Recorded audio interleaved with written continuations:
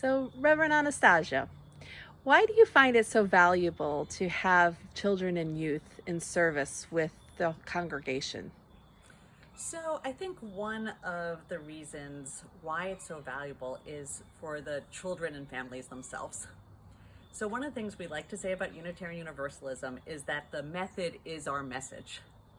And one of the things that we convey when we have our whole congregation there together is that the whole congregation of people of all ages, that is our whole community. And so that's one thing. And it teaches, I think, and shows kids and their parents that from the various early stages that our children belong, that they are part of that community. And they get that message really clear when they're sent away, and they get that message really clear when they're included and invited in. The second part about the method is our message is that that's super valuable faith formation time in becoming a Unitarian Universalist. What does that mean? Here are just a few really great things that they learn during that hour. One, they learn who their church leaders are. They learn that their ministers are people who talk to them. They see who our lay worship leaders are. They see models of people engaged in faith formation and asking big questions of the Spirit and of their lives. They also learn to recite our covenant. They learn to mark ritual and sacred time by lighting a chalice. They learn to light candles of joys and concerns. They learn to listen to people naming the ups and downs of their lives and being vulnerable with one another and trusting other people with their lives and what's tender to them.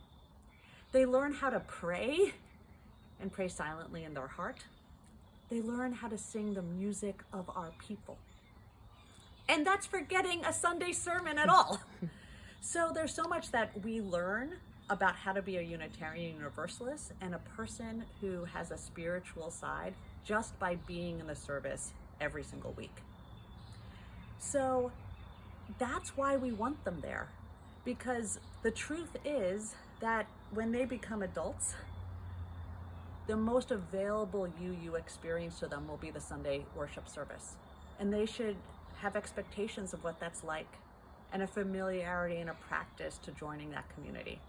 And so those are the reasons why I think it's essential, if we hope our children will have an adult Unitarian Universalist faith and practice, for them to be learning about it now, familiar with it, loving it, contributing to it. And secondly, there's a really magical moment when we, in worship, practice living for one another. What does that mean in worship?